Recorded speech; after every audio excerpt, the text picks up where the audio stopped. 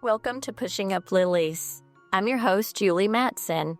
Pushing Up Lilies is a weekly true crime podcast with spine-tingling, unusual, and terrifyingly true stories from my perspective as a forensic death investigator and a sexual assault nurse examiner. Do I have some stories for you? Are you ready? You always hear that everything is bigger in Texas, and that is true of insects as well. As death investigators, we deal on a daily basis with all kinds of insects, roaches, flies, gnats, spiders. And those are things, of course, that they don't really show you a lot on TV, right? Because it takes the glamour out of the job. And the truth of the matter is we're not walking around in high heels looking our best with our makeup on and our hair done. We are sweating, dodging insects. We may go home smelling like a decomposed body. And sometimes we forget because we're so used to it. I know I've gone into a scene before where the body's been there for a couple of days. It's decomposing. The smell is bad. They may be covered in flies, gnats, maggots. I'm covered in DEET, sweat, and stench, and have walked into a restaurant and stood in line for a sandwich, forgetting completely how I smell and where I just came from. And everyone is looking at me like I'm crazy because I smell hideous. And we just forget. I mean, we get so used to it. And it's something that we deal with on a daily basis. I guess one thing that gets me is how quickly the flies actually lay eggs and hatch and reproduce. In a short period of time, if someone is in a house deceased, it doesn't take long for there to be a huge amount of flies. So a fly only lives 15 to 30 days, and every time they lay eggs, they lay about 150 at a time. So they also can lay 5 to 6 batches of 150 eggs every few days. And once those hatch to a maggot in about a day, they can reproduce after 2 to 3 days. And so that's how quickly they're going to accumulate in a scene that's closed off. They're going to lay eggs in moist areas. So they're going to lay eggs around the eyes, inside the nose, around the mouth. And fly eggs look like small pieces of rice. I can remember when I was a kid, my mom used to tell me that every time a fly landed, it laid an egg. So it was like once it landed on your food, it laid an egg on your food. And if you ate it, you were going to have fly eggs in your stomach. I can just remember that story. It used to mortify me. So I would take every precaution to keep flies off of my food when I was a kid, which is not true. Now I know that is not true, but it haunted me as a child. I have been to scenes where there are so many flies inside a home that the flies cover the window completely and look like a black curtain. And in many cases, that's how someone knows that someone is in a house deceased, is because they see flies on the inside of a window and they're not answering their door. So you come to the conclusion that something's not right and call the police, at which time they come to do a welfare check and then find someone that's been deceased in their house for several days or even weeks. So when we move a body that's covered in flies and gnats, they're going to scatter. Many times I have moved a body over because that's part of what we do is look at the body for trauma, which is difficult to see on a decomposed body, by the way, but we do look, and the gnats are going to scatter and fly everywhere. Lo and behold, you take a deep breath and a little gnat goes right up your nose. So that's happened to me many times. I have also taken a deep breath in a scene where there are quite a few flies and actually swallowed a fly before. And let me tell you, there is nothing worse than a fly moving around in the back of your throat, wiggling, and you can't get it down or up. I mean, you cough like crazy. You're trying to drink stuff to wash it down.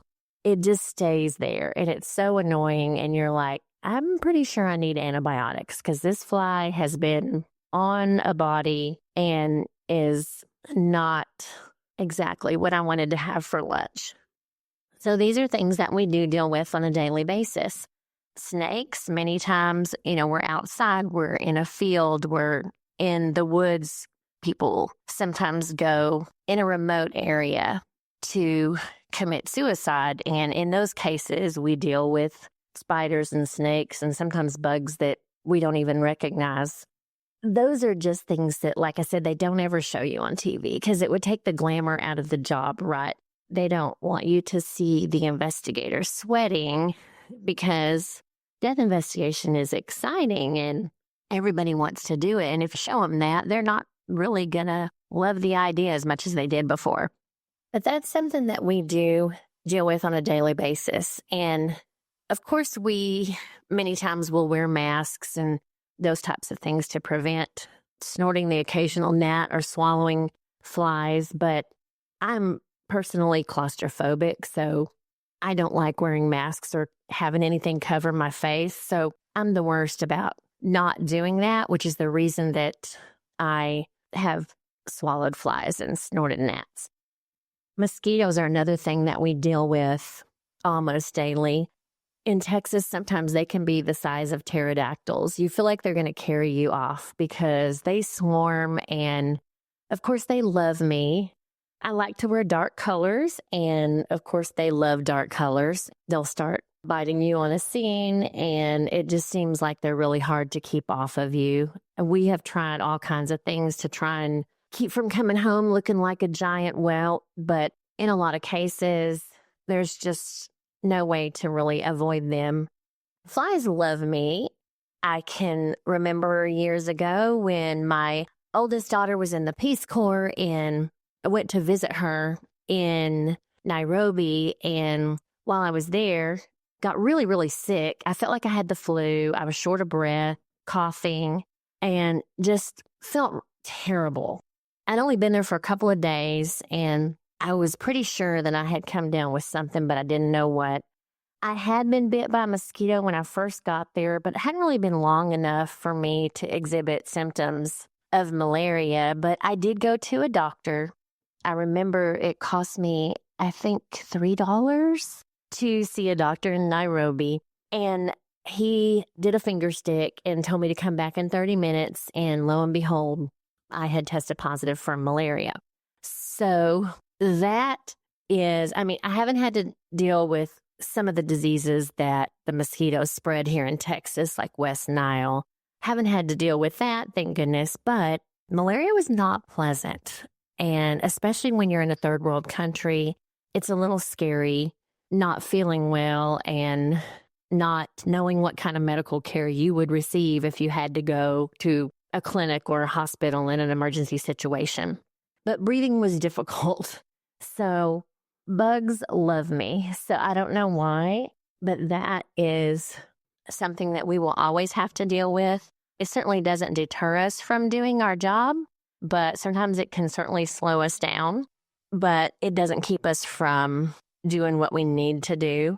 So I just thought I would share with you some of the things that we deal with that you may not see on TV.